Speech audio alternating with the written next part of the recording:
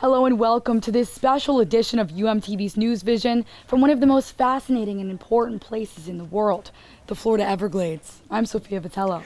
And I'm Derryl Barnes. Thank you for joining us. The Everglades National Park was inaugurated in December 1947, and all throughout 2023, it's celebrating its 75th anniversary. And what you see around us is called the Anhinga Trail, one of the most popular trails in the park, and it's also part of the U.S. National Register of Historic Places. Yeah, and we at the University of Miami are very fortunate to live close to this ecosystem that's truly one of a kind. And we're here today to introduce you to it. From its rich history to the numerous benefits it provides for millions of people to the serious challenges it's faced with and the gigantic efforts to restore and preserve it.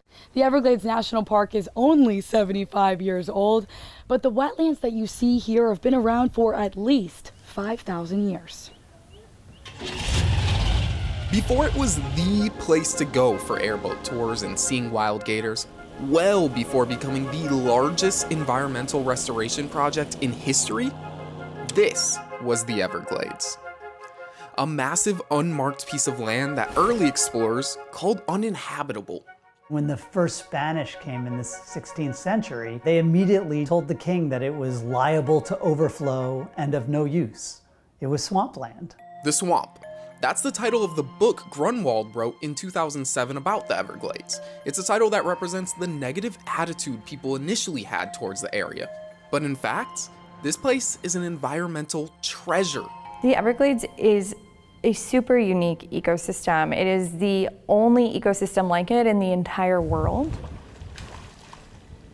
Home to thousands of native plant and animal species, the Everglades are 7,800 square miles of wetlands, where water slowly flows from the Kissimmee River near Orlando all the way to the Gulf of Mexico. There is some evidence of prehistoric people living in the Everglades some 15,000 years ago, when the area was an arid landscape. The Calusa, the Tequesta, the Seminole, and the Miccosukee were the only humans who lived in the Everglades for hundreds of years, up until the 19th century. These natives called the land Pehioku, which means grassy water. White explorers went through a few names on their maps, but settled on the phrase Everglades. Glades after the tall sawgrass that grows in the shallow water, and ever because it looked like that grassy water went on forever. Throughout the colonialism era, the Spanish Empire claimed this land in what they called East Florida, but they never actually lived there. So with no use for it, Spain gave up its claims to Florida in 1821, leaving it to the growing United States. And when Americans started moving in, they realized something. The land underneath this shallow water was extremely fertile, and if they got rid of the water, they could use it to grow crops. This was the age of manifest destiny, when Americans believed that we were kind of destined to tame the wilderness and turn it into something amazing for all mankind.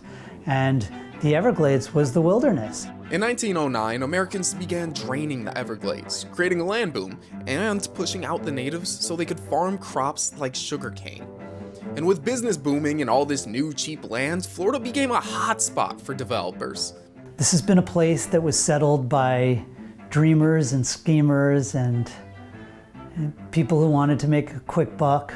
Developers like Henry Flagler came to the outskirts of the Everglades, creating metropolitan cities like Miami, Fort Lauderdale, West Palm Beach, and as the population grew, the fresh water from the Everglades became the perfect water supply. To these American settlers, everything was great, until the population got too big. People like activist Marjorie Stoneman Douglas started realizing all the development had been disrupting the ecosystem all along, and was now threatening endangered species and the new city's water supply. She recognized that it was a river of grass. It wasn't just water sitting there and sawgrass that happened to be inside the water, that it was an entire ecosystem that worked together. But the famous writer wasn't working alone. One gentleman who worked tirelessly in the early days to establish the park was Ernest Coe. In 1928, activists like Ernest Coe came together with a plan to protect the Everglades. Coe wrote a letter to the government proposing for the Everglades to be named a national park, and after years of efforts, Congress bought in. Partially. Lawmakers passed legislation to establish a national park in the Everglades, but it didn't protect the entire area. On December 6, 1947, this section of the Everglades officially became a national park. But people kept trying to control and divert the flow of water in the Everglades by building close to 2,000 miles of canals and levees along with 16 major water pumping stations. And those changes continued to negatively affect the ecosystem, to the point where half of it was gone and the other half was left damaged.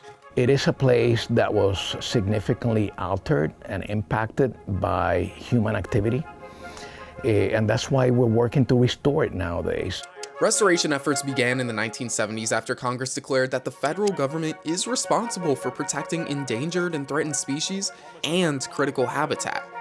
And for more than half a century now, humans have been trying to undo the damage they've done to the Florida Everglades.